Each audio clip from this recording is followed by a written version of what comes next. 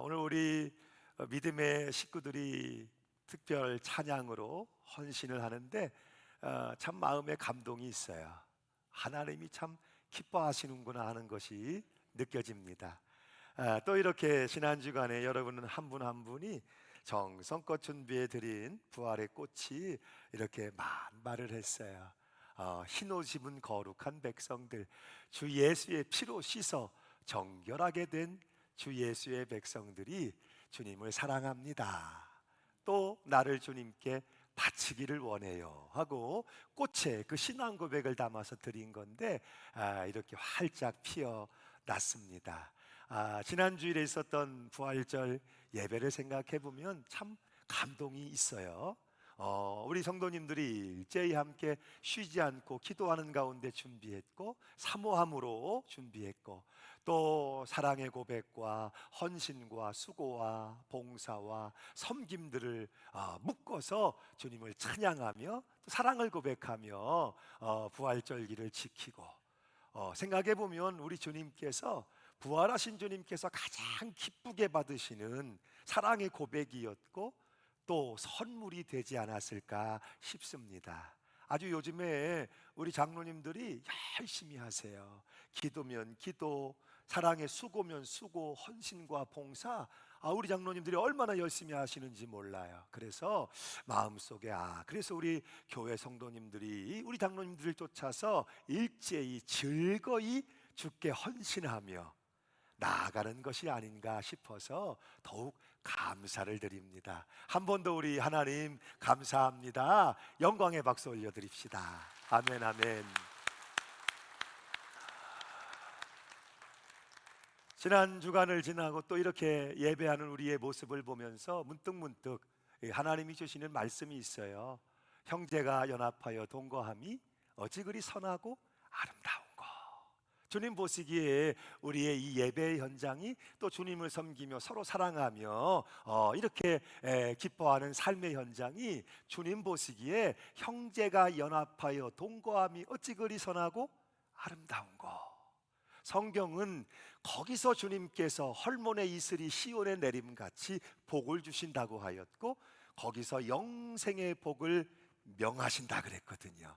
오늘 이 시간도 여러분에게 내려주시는 헐몬의 이슬 같은 시온에 내리는 하나님의 축복이 기름지며 윤택함으로 여러분에게 내리고 충만히 내리게 하시고, 아멘 하십시다. 아멘. 또 무엇보다도 이 시간 예배를 마치고 나갈 때 영생의 복이 주의 입술에서 여러분 삶에 명령되어진 은혜가 있게 하시기를 간절히 축원합니다. 아멘. 오늘은 주님이 부활하시고 맞이하는 첫 번째 주일이죠. 이 주일 아침에 저는 여러분과 이런 질문을 드려보면서 말씀을 시작하려고 합니다. 당신은 만나셨습니까? 부활하신 주님을 만나셨습니까? 당신의 인생은 지금 항해를 하고 있습니까? 아니면 방황을 하고 있습니까? 우리가 예수 믿는 믿음의 사람으로 살아갈 때 만일 여러분의 삶에서 가장 중요한 어떤 것을 결정해야 하는 순간이 왔을 때, 그 결정의 기준, 그 결정의 이유가 있다면 무엇일까요? 여러분의 삶 가운데서 최선을 다하며 내가 목숨을 걸어도 좋겠다, 그런 일들이 일어난다면 그 이유가 과연 어떤 것일까요?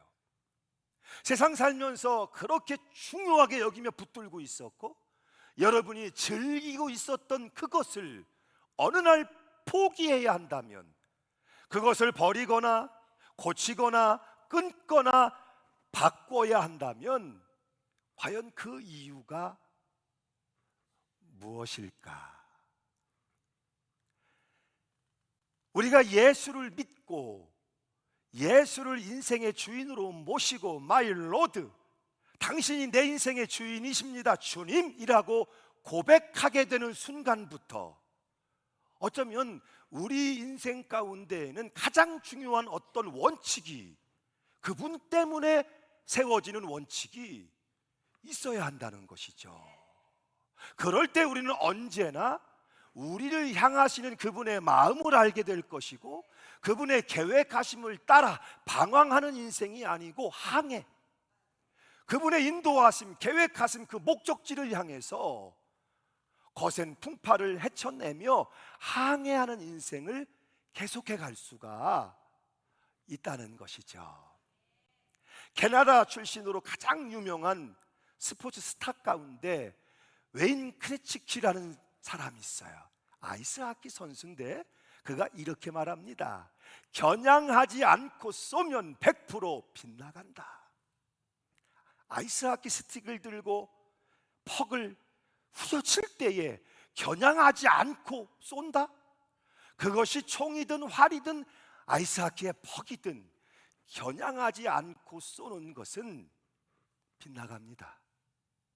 실패합니다. 우리의 인생도 다르지 않겠죠. 그래서 내 안에 잠들어 있는 거인을 깨우라고 강조했던 심리학자인 앤더슨 라빈스는 우리에게 이렇게 강조해 주고 있어요. 사람들은 게으르지 않다. 다만 무기력한 목표를 가지고 있을 뿐이다. 더 이상 가슴이 뛰지 않는 목표 말이다. 경주자입니다. 인생의 경주자입니다. 그런데 게으른 경주자는 나쁩니다. 그런데 목표가 없는 경주자는 더 나쁩니다. 이것은 오늘 우리에게도 동일하게 적용되어지는 것이죠. 교회 안에서 목사인 저에게, 장로님인 당신에게, 권사님, 소중한 직분자, 사명자인 당신에게, 가정에서 아빠 혹은 엄마인 당신에게, 직장 일터에서 일하고 있는 당신, 학교에서 공부하고 있는 당신에게 가장 중요한 목적, 그것이 무엇이냐? 그것이 있어야 한다는 것이죠. 제가 듣는 바 기억하는 최고의 설교 가운데 멋진 제목을 가진 설교를 기억합니다. 사탄의 도성에서 다윗의 비파를 울리게 하라. 갈보리 채플의 척 스미스 목사님이죠. 그 목사님으로 시작되어 지금은 미국의 개신교단 가운데 가장 큰 영향력을 행사하고 있는 영적 교단인 갈보리 채플, 척 스미스 목사님은 그 채플의 위대한 영적 리더입니다. 그런 그가 목회를 시작했을 때 그는 하나님이 보여주신 분명한 꿈을 보았습니다. 그 당시는 히피 문화가 온 미국 전역을 점령하던 시절, 히피족들이 머리를 엉클어뜨리고 찢어진 청바지를 입고 그렇게 불량하고 지저분하게 오고 가는 시대에 한 사람씩 히피족들이 교회를 들어오게 된 거죠.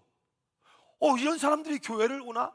머리를 지저분하게 하고 청바지 다 찢어진 거 입고 불량한 태도로 교회를 출입하는 히피족들을 보면서 성도님들은 너무 못마땅했고 불편해했습니다. 그런데 그들이 더 점점 오고 가면서 그들이 지나는 자리마다 지저분해지고 더럽혀지는 문제가 심각한 성도들의 문제, 교회 문제가 되고 말았어요. 그 문제를 해결하기 위해서 교회 중직 회의를 열게 된 것이죠. 그 회의에 여러 가지 이야기들이 오갔는데 그때 척 스미스 목사님이 이렇게 선언을 합니다. 나는 바로 저들을 위해서 목회할 것입니다. 왜냐하면 내게 보여주신 하나님의 분명한 꿈을 보았기 때문에. 미국의 서쪽 지역의 중심 도시가 되는 LA, 그러나 가장 타락했던 도시, 마약과 폭력과 매춘이 가득했던 도시, 그 타락한 사단의 도성에서도 하나님께 올렸던 다윗의 찬양이, 다윗의 비파가 울려 나오게 하는 것, 그 분명한 꿈을 보았기 때문이죠. 여러분, 우리가 예수를 믿고 나는 신앙인입니다, 나는 그리스도인이에요 하는 이름을 가지고 살아간다면 여러분, 적어도 우리에게도 주님이 주시는 꿈이 여러분 안에 두고 행하시는 꿈이, 비전이 있을 것이라고 저는 생각합니다.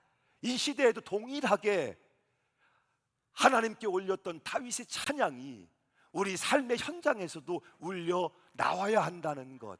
어둠이 가득하지만 누군가는 빛 높이 들어 밝히는 이가 있어야 하고, 또 세상이 부패해서 썩은 냄새가 나지만 정결하게 하며 소금의 맛을 내는 이들이 어딘가 있어야 하고, 절망 좌절로 가득하지만 그 가운데도 소망이 있습니다. 소망을 제시하는 이들이 나와야 하고, 울며 애곡하는 그 인생들의 입술을 통해서 하나님께 올려지는 감사와 찬양이 있어지도록, 사탄의 도성에서도 다윗의 비파가 울려나게 하는 것, 어쩌면 그것이 우리가 살아가는 삶의 현장에 주어지고 있는 주님이 주시는 꿈, 비전은 아니겠습니까?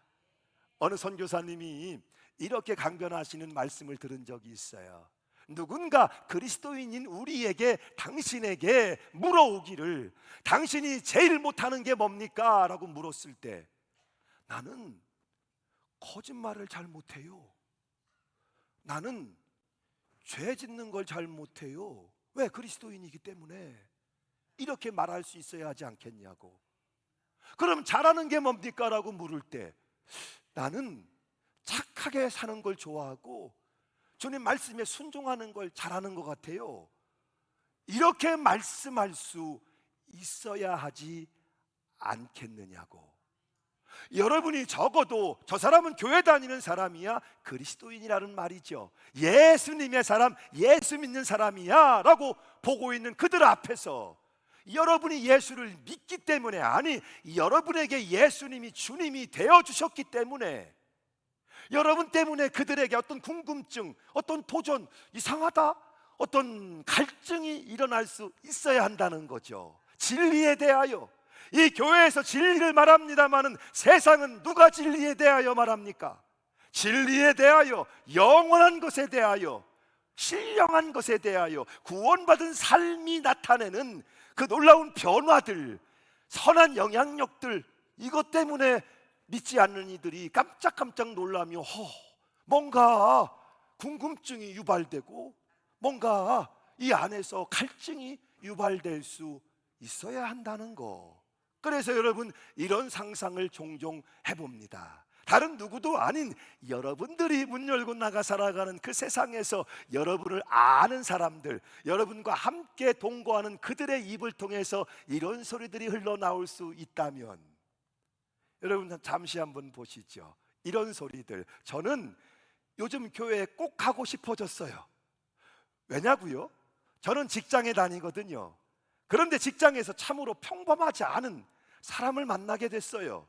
다르게 생각하고, 다르게 말하고, 다르게 살아가는 그를 바라보면서 관심이 생기더군요. 어떻게 그럴 수 있을까? 내 속에서 정신적인 갈증이 솟아나더군요. 꼭 교회에 가서 확인해 봐야 되겠다는 생각이 들었습니다. 여러분 집에서 가족들 가운데 누군가가, 여러분 직장에서 동료 가운데 누군가가, 여러분 학교에서 친구 가운데 누군가가 너 예수 믿어? 그런데 어쩌면 이렇게 다를 수 있지? 다르게 생각하고, 다르게 말하고, 다른 반응과 생활의 태도들?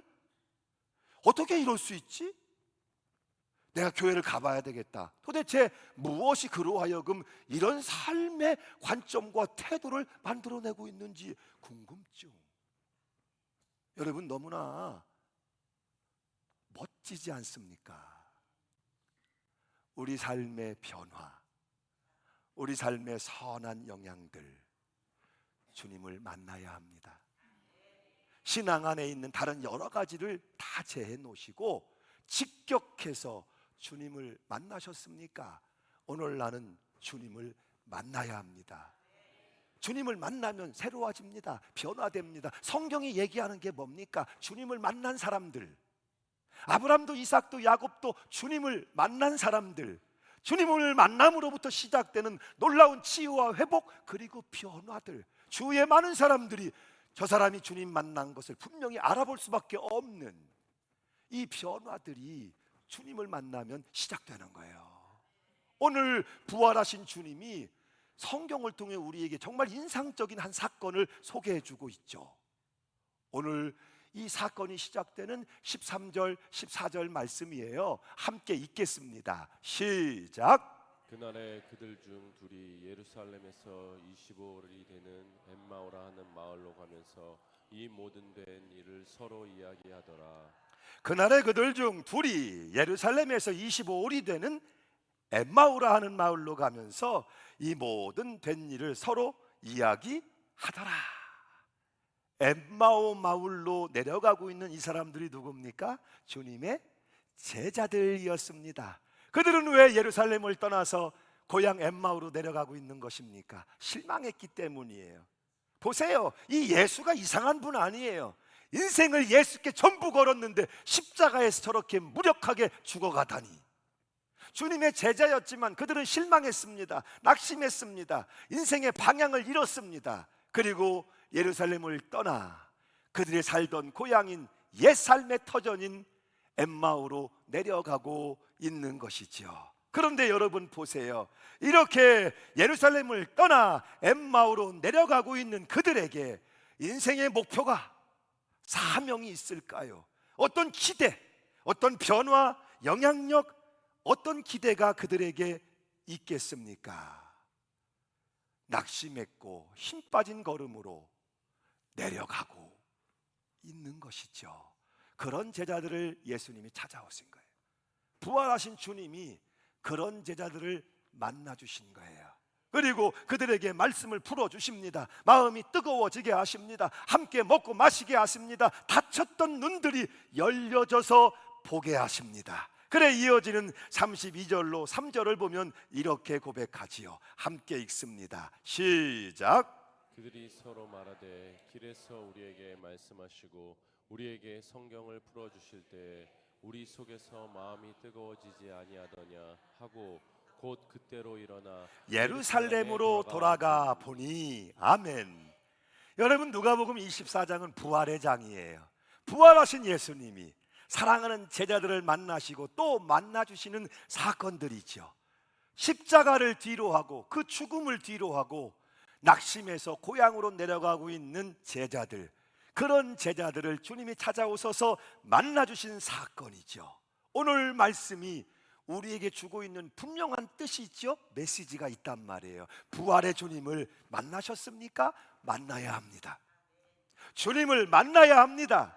주님을 만나면 달라집니다. 주님을 만나면 변화가 시작됩니다. 이 안에 실망이 가득했었어요. 낙심 좌절로 가득했었어요. 그런데 이 마음이 뜨거워집니다. 주의 말씀이 깨달아지기 시작합니다. 마음이 뜨거워지고 마음이 깨달아지고 의심에 가렸던 눈들이 열려지고 내려가던 인생이 다시 올라가기 시작합니다. 그렇지요. 예루살렘으로 올라가잖아요. 예배의 자리로 올라가잖아요. 사명의 자리로, 부활의 주님을 만났고 만난 주님을 전하는 자리로 올라가게 되는 것이죠. 치유, 회복, 다른 데 있는 것이 아니죠. 오늘 또 누구든지 다시 사신 예수님을 만나면 그곳이 치유의 자리, 회복의 자리, 생명 부흥의 자리가 되는 줄로 믿습니다.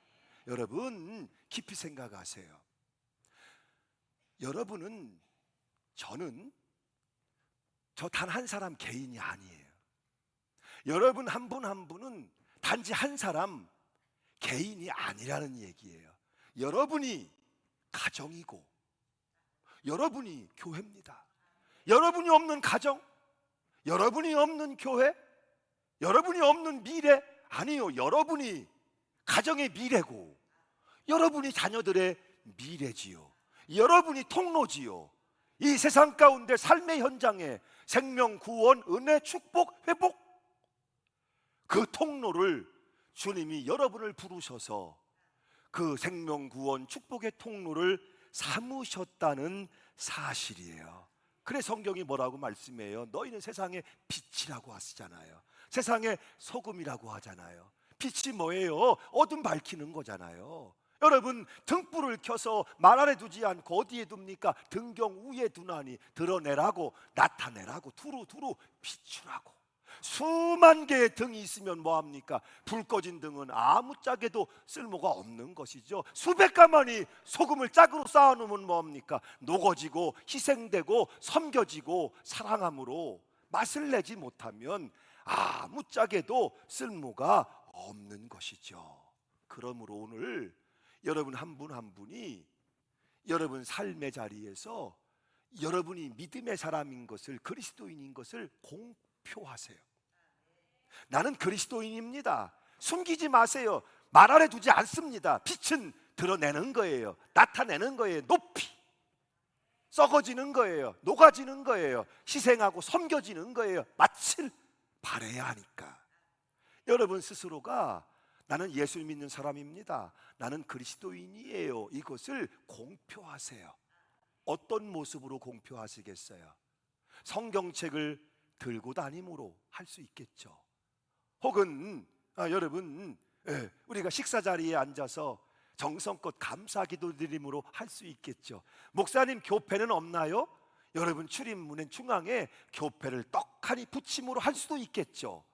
혹은 여러분이 죄짐 맡은 우리 구주 찬송을 흥얼거리며 집을 나서 교회를 올라오는 모습으로, 예배의 자리에 앉아있는 모습으로도 드러낼 수 있겠죠. 잘하는 일이에요. 거기서 시작되는 거예요. 그러나 단순히 그리스도인임을 공표하는 것만으로 이 사탄의 도성에 다윗의 비파가 울려날 수 있는 것은 아니다. 그렇죠. 단순히 내가 그리스도인이에요 라고 선언한다고 해서 그들에게 영적인 갈증이나 갈급함, 도전을 줄 수 있는 것은 아니다. 소위 기독교인이라고 주장하는 사람들이 진실하지 못한 것, 그것이 믿음에 얼마나 큰 장애가 되고 장벽이 되는지, 만일 여러분을 아는 주위의 사람들이 여러분을 보면서, 우리를 보면서 우리는 당신들처럼 되고 싶지 않아요 라고 한다면 그 어떤 빛도 선한 영향도 나갈 수 없겠죠. 당신처럼 되고 싶지 않아요. 오늘 실제로 믿지 않는 우리 주위의 사람들로부터 그리스도인, 크리스찬의 이미지가 어떤지 이렇게 예를 들어 드리겠습니다. 그리스도인이요? 형식적이고 마음이 좁아요. 융통성이 없는 사람들이죠. 일종의 고립된 사람들이죠. 우리하고는 아예 만나지도 않아요. 자기들끼리만 고립된 채 살아가는 사람들이죠. 물론 그렇다고 해서 우리가 그들이 좋은 이미지를 갖게 하기 위해 그들이 좋아하는 일들을 해야 할 필요는 없죠. 그들이 좋아하는 일이 뭐겠습니까? 그것이 꼭 빛이 되거나, 아니 도리어 빛이 되지 않거나 소금이 되지 않는 일들이 훨씬 많을지도 몰라요. 중요한 것은 우리가 그들에게 좋은 이미지, 선한 영향력을 흘려 내보낼 수 있는 힘은 진실함, 신실함, 성실함. 내게 손해가 될지라도, 내 명예 혹은 내 인기가 하락할지라도 진실을 말할 수 있는 용기 있는 사람은 또 늘 언행일치, 그 말과 행실이 변함이 없이 한결같이 일치되는 사람을 지켜보는 것은 정말 즐거운 일일 수밖에 없는 것이죠. 그래요, 고집스러운 그리스도인. 그러나 그들이 진실하다면, 정직하다면, 성실하다면 세상 사람들은 다른 시각으로 볼 수밖에 없을 것이고 다르게 판단할 수밖에 없을 거예요. 어느 기업체를 경영하는 사장님의 고백을 여러분에게 소개해드리면서 오늘 말씀을 맺으려고 합니다. 그는 회사를 경영하면서 만났던 한 종업원, 한 크리스천 때문에 그리스도인이 되었던 사람입니다. 그는 자신의 사업체에서 일하는 크리스찬들의 양심적이고 상냥한 모습에 관심이 있었고 신앙에 끌리고 있을 때였습니다. 하루는 갓 개종한 한 크리스천 종업원이 그에게 상담을 요청해 왔습니다. 그때 그는 그 사람이 신앙을 강요하는 열성 신자일까봐 걱정이 되었답니다. 그러나 그 젊은이는 머리를 숙이고 사무실에 들어와 이런 고백을 하더라는 겁니다. 사장님, 몇 분이면 됩니다. 용서를 구하러 왔어요. 저는 여러 해 동안 사장님을 위해 일해 왔습니다. 여기저기 돌아다니며 몇몇 회사에 생산품을 가져다 쓰는 등 다른 사원들이 하는 것처럼 하면서 말입니다. 그리고 여분의 보급품을 축냈어요. 전화도 마음대로 사용했고요. 어떨 때 시간을 속여서 기록하기도 했습니다. 하지만 저는 몇 개월 전에 크리스천이 되었습니다. 연기와 허상이 아니라 실제로 말입니다. 그리스도께서 날 위해 역사하신 덕에 제가 그분께 순종하게 되었고 이제 제가 행한 잘못을 사장님과 회사 앞에서 바로잡고 싶습니다. 어떻게 하면 좋습니까? 제 행동의 대가로 해고하신다면 그대로 하겠습니다. 그럴 만도 하죠. 아니면 적절하다고 생각하시는 만큼 감봉하셔도 좋습니다. 하나님과 사장님 앞에서 그저 일을 바로잡고 싶습니다. 그리고 그 기업체의 사장은 이렇게 고백합니다. 자신이 지금까지 나눠본 대화 중 가장 영적이고 감명 깊은 대화였다고.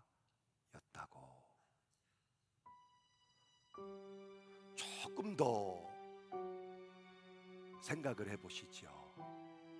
이제 막 예수를 믿기 시작한 이 종업원이 사용한 그 방법이 어떤 새로운 특별한 복음의 제시법이었을까요? 아주 멋진 연설이나 멋진 고백이었을까요? 그렇지 않죠. 그런데 어떻게 그에게서 이런 선한 영향력이 나가는 그리스도인 됨이 나타날 수 있었을까요? 단지 솔직함에서 출발하는, 자신의 잘못된 것을 시인하고 바로 잡으려고 하는 그의 진실한 마음 혹은 겸허한 마음은 아니었을까요? 이 이야기 속에서 예수님을 만난 사람들이 살아가는 삶의 다른 관점, 삶의 다른 태도를 우리가 보게 되지 않습니까? 어쩌면 세상 사람들은 이해하지 못할지도 몰라요. 적당히 속이고 적당히 가져다 쓰고 적당히 안 그런 척하며 다 그렇게 살아가기 때문에 세상 사람들은 이런 태도를 왜 그렇게 굳이 해야 하는지 이해하지 못할지도 모르지만, 그렇기 때문에 이러한 모습 가운데 빛됨이 소금됨이 감동이 선한 변화와 혹은 영향력이 나가는 것은 아니겠습니까?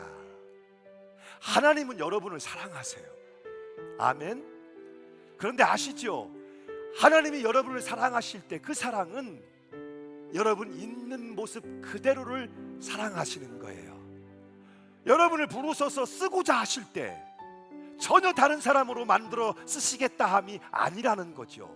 원래 창조하신 모습 그대로 귀하게 아름답게 주님이 쓰기를 원하신다는 거예요. 모세를 모세로 대우하시고 다윗을 다윗으로 대우하셨던 것처럼 주님 제자 가운데 베드로는 베드로대로 쓰시고 바울은 바울대로 쓰셨던 것처럼, 다만 내 모습 이대로 진실하게 주님은 쓰기를 원하신다는 거예요. 그걸 깨닫는 거예요. 우리가 특별히 뭘 해야만 한다, 어떻게 해야 한다가 아니고 하나님은 내 모습 그대로를 보고 계시고 있는 모습 그대로를 사랑하시며 그 모습을 귀하게 아름답게 쓰기를 원하신다. 그것을 인정하게 될 때, 깨닫게 될 때 비로소 우리 삶은 진실한 삶이 시작될 거고 이 안에 있는 것이 밖으로 나오는 거죠. 본질적으로 우리 안에 이 진실함이 있다면 그 진실한 마음은 밖으로 삶의 모습으로 흘러나올 것이고,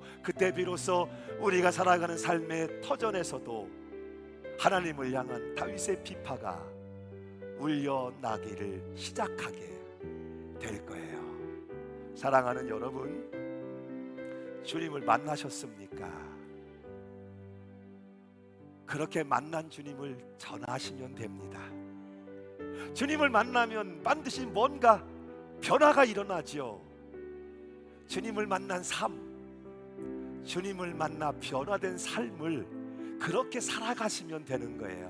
엠마오 마을로 내려가던 두 제자들처럼 말이에요. 그럴 때 우리는 교회 안에서만 빛이고 소금인 것이 아니고, 문 열고 나가 만나는 세상에서, 여러분이 살아가는 그 세상에서 때로는 어둠 가운데 빛으로, 때로는 부패함 가운데 정결함으로, 때로는 실망과 좌절, 절망 가운데 소망으로 많이 울 수밖에 없는 인생들의 입에서 하나님을 향한 감사와 찬양이 울려 나오는 사탄의 도성에서도 다윗의 비파가 울려 나게 하는 영적 거인들로 살아가게 될 거예요. 바라기는 주님의 그 선한 힘이 여러분을 감싸주시고, 그 선한 능력이 여러분을 가득히 덮어주셔서 오늘도 문 열고 나가 살아가는 그 삶의 현장에서